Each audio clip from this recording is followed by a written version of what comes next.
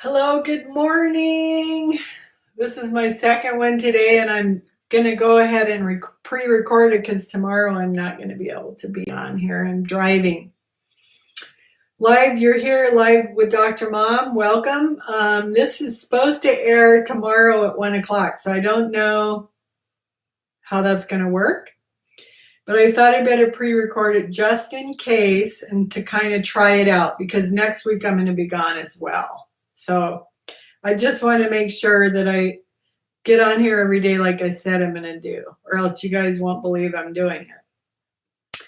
Moving Forward series, Dr. Mom, entrepreneur, business person, doctor of higher education, mom, grandma.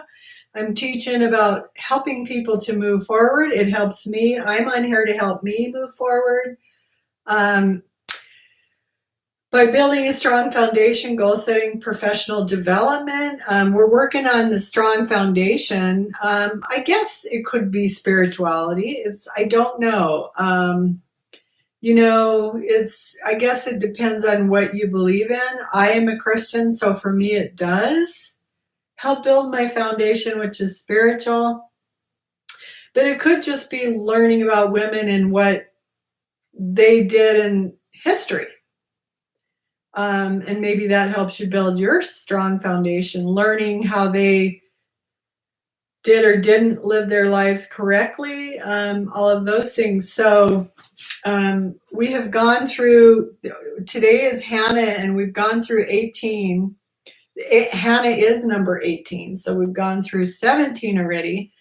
The author, Jean Swasnierda, I'm going too fast, Swasnierda, takes us through the Genesis and moves us on through eventually to the lineage of Christ. And so we just have sort of noticed how she's talking about the women who are in the bloodline of Christ. And we talked about several of them, but yesterday we talked about Ruth and Naomi, and we know that Ruth is King David actually comes from Ruth's lineage, and which eventually leads to Christ. And so we're getting close to that piece.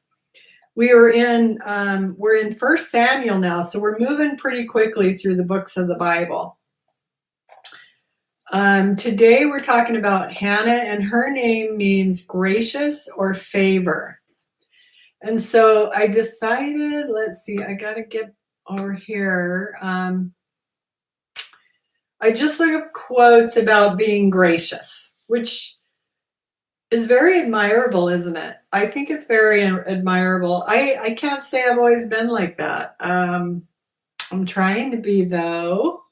We read in my last one, Proverbs 31, about how women are supposed to fashion their lives, basically, to be gracious. This quote about graciousness is from Stevie Nicks, who's one of my favorites. Plus, I was born on her birthday, her and John Wayne's, which is coming up this month. I mean, I'm not telling you my age. I can't believe it anyway. Okay, your graciousness is what carries you. It isn't how old you are, how young you are, or how beautiful you are, or how short your skirt is, or shorts. What it is what comes out of your heart. If you are gracious, you have won the game. That's pretty cool. That's Stevie Nicks. Let's see if we got another one. 25 gracious quotes. Let's see what other ones there are. Oh, yeah, this is a hard one, too. To bear defeat with dignity, to accept criticism with poise, to receive honors with humility. These are marks of maturity and graciousness. William Arthur Ward. Yeah, for me, I feel like life has been pretty good, that I've been able to be humbled many times. And like we were reading in our devotion before, It's good when you have problems in your life because it keeps you humble and it makes you gracious. To become humble also makes you gracious. And life does that to us. If you allow it to, you could become bitter too, and we don't want that. So become gracious, more gracious. Graciousness is the fruit of someone who knows how badly they themselves need grace. That's true too. That's Tullivan Shikevajan. Deliberate with caution, but act with decision and yield with graciousness, or oppose with firmness. Charles Caleb Colton. Femininity is not just lipstick, stylish hairdos, and trendy clothes. It is the divine adornment of humanity. It finds expression in your qualities of your capacity to love, your spirituality, delicacy, radiance, sensitivity, creativity, charm, graciousness, gentleness, dignity, and quiet strength. James E. Foss. Oh, that's a lot of the Proverbs 31 woman. One must place one's principles in big things, for the small graciousness will suffice. Albert Camus. Okay, so today it's Hannah that we're talking about. Her name means graciousness or favor. Her character was provoked by other women's malice. She refused to respond in kind. Instead, she poured out her hurt and sorrow to God, allowing him to vindicate her. Who would you rather have on your side? Yeah. The key scriptures are 1 Samuel 1, 1 through 2, 11, 2, 19 through 21. So Elkanah had two wives. One was called Hannah and the other Peninnah. Peninnah had children, but Hannah had none. You see that periodically, don't you, that one person is barren and the other one has children. Peninnah had children and Hannah had none. And because the Lord had closed her womb, so you hear that too. Her rival kept provoking her in order to irritate her till she wept and would not eat. That's sad. Somebody was a bully. Elkanah was a bully. In bitterness of soul, Hannah wept much and prayed to the Lord. And she made a vow saying, O Lord Almighty, if you will only look upon your servant's misery and remember me, and not forget your servant, but give her a son, then I will give him to the Lord. I remember this story. For all the days of his life. I remember this one. So I remember back in the day in my teenage years, and I don't know why, maybe because I didn't have a strong foundation. I remember, because a lot of times you'll hear about people crying a lot. I remember crying all the time back then. That's sad. Maybe it's hormones. I don't know. I'm glad I'm not like that anymore. Elkanah lay with Elkanah lay with Hannah his wife, and the Lord remembered her. So in the course of time, Hannah conceived and gave birth to a son. She named him Samuel, saying, because I asked the Lord for him. That's 1 Samuel 1 through 2, 6 through 7, 10 through 11, 19, 20. Okay, I remember this. So Hannah's life and times.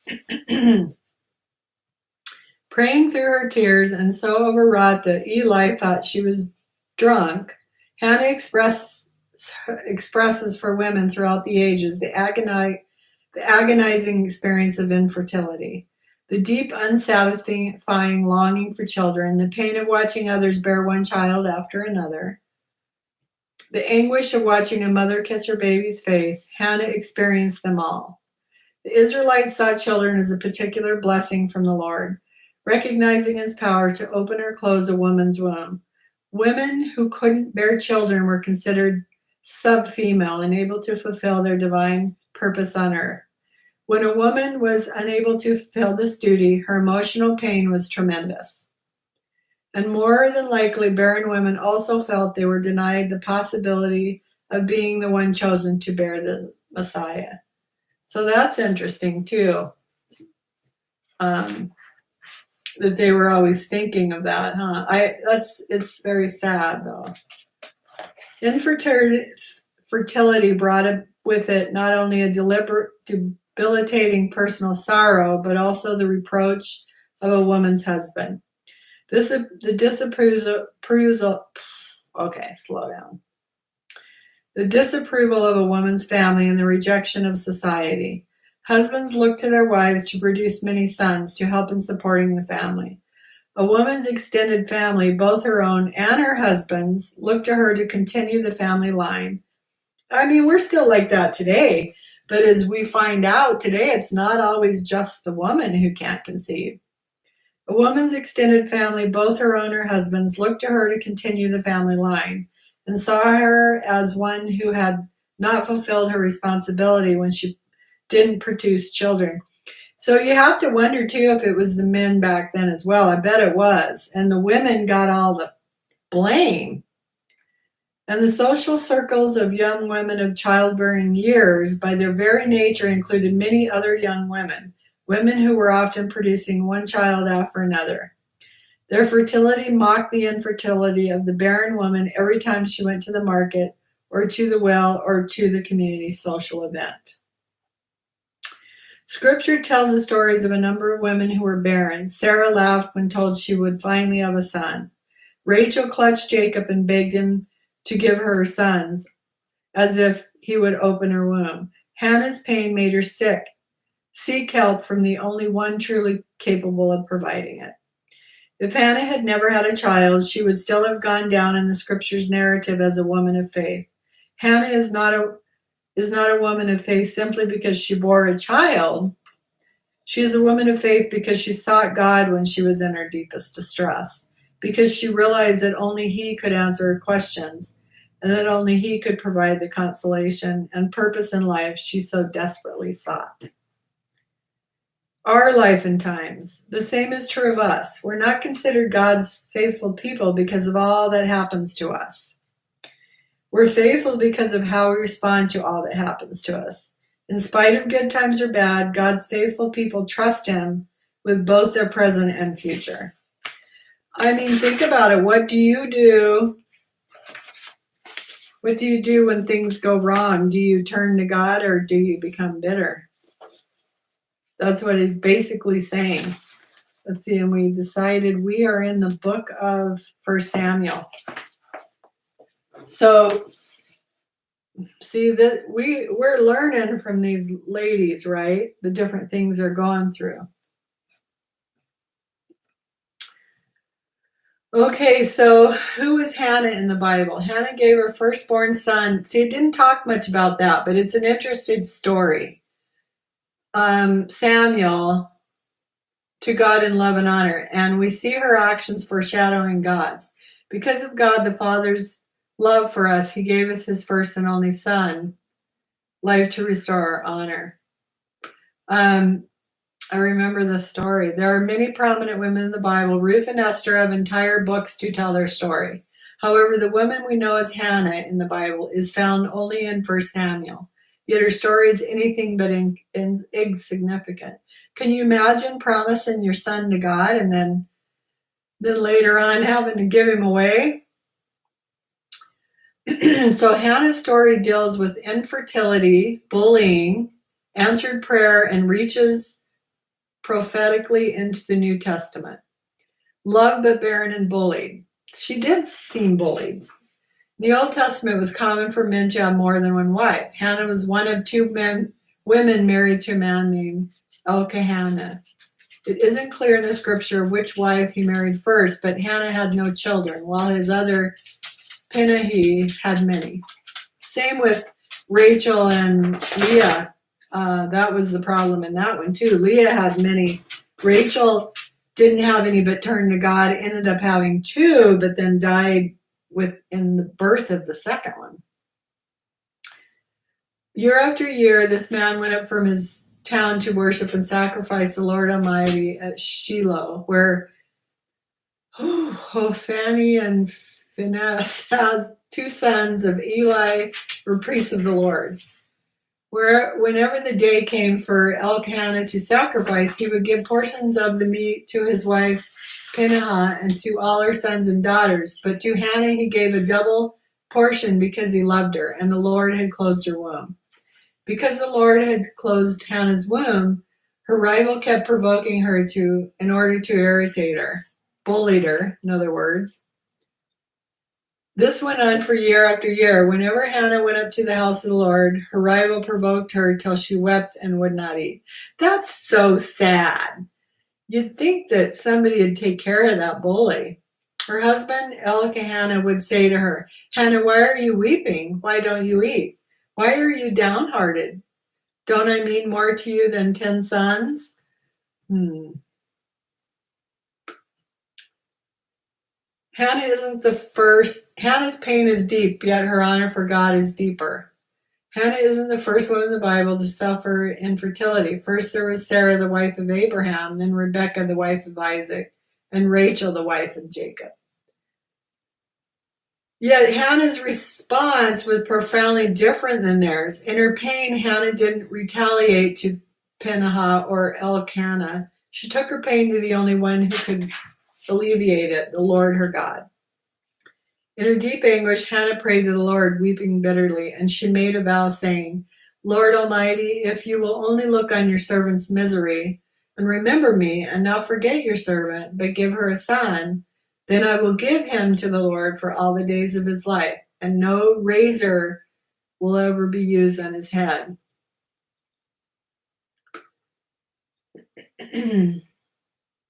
Yet even in her sincere petition, Hannah is met with more negativity.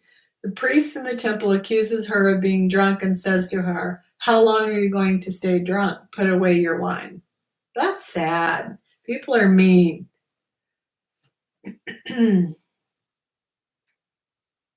Not so, my lord, Hannah replied. I am a woman who is deeply troubled. I have not been drinking wine or beer. I was pouring out my soul to the Lord. Do not take your servant for a wicked woman. I have been praying here out of my great anguish and grief. Eli answered, go in peace, and may the God of Israel grant you what you ask of him. 1 Samuel 1:15-17. Hannah took Eli's words and mixed them with faith, evidenced by her change in countenance. Her face was no longer downcast. That's cool. After returning from the visit to Shiloh, her prayer is answered the very next day. Early the next morning, they arose and worshipped before the Lord and went back to the home of Ramah. Elkanah made love to his wife Hannah, and the Lord remembered her. So in the course of the time, Hannah became pregnant and gave birth to a son. She named him Samuel, saying, because I asked the Lord for him. Giving birth to Samuel is just part of Hannah's amazing story. Remember the vow she made before the Lord and her initial appeal. Hannah had every intention of keeping it. I can't even imagine. From the time her son was born until he was weaned, Hannah loved Samuel, preparing her heart for the big day. I think also of Mary and Christ as well, how she knew she had to give him up sooner or later. So difficult. After he was weaned, she took the boy with her, young as he was. After he's weaned, that's probably a year or two old, along with a 3-year-old bull, an ephah of flour, and a skin of wine, and brought him to the house of the Lord at Shiloh. When the bull had been sacrificed, they brought the boy to Eli, and she said to him, pardon me, my Lord, as surely as you live, I am the woman who stood here beside you praying to the Lord. I prayed for this child, and the Lord has granted me what I asked of him. So now I give him to the Lord. For his whole life he will be given over to the Lord. And he worshiped the Lord there. Ooh, oh my goodness, that's a lot of sacrifice. Being fulfilled as a mother and fulfilling her vow to God brought Hannah much joy. There are 4 prophetic things to notice in Hannah's story. After Hannah fulfilled her vow, delivering Samuel to the temple, she worshipped and sang prophetically. The resemblance between her song and the song of Mary, the mother of Jesus, saying, is profound. Every year Eli professed over her, and she had 5 more children after Samuel. Oh, I was wondering about. That's cool. Before they returned home, Eli would bless Elkanah and his wife and say, "May the Lord give you other children to take the place of this one she's given to the Lord." She had 3 more sons and 2 daughters while Samuel grew up in the presence of the Lord. Oh, that's awesome.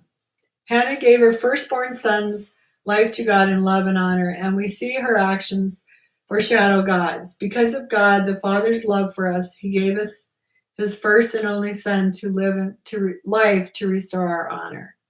Hannah's very name, Hannah, means favor or grace.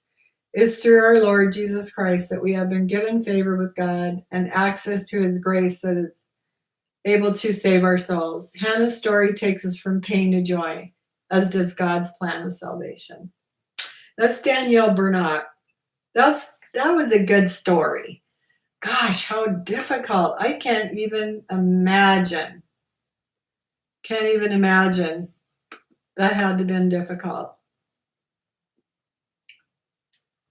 Okay, well, that was the story of Hannah. And because tomorrow is the 12th, we'll go ahead and read. Let's see.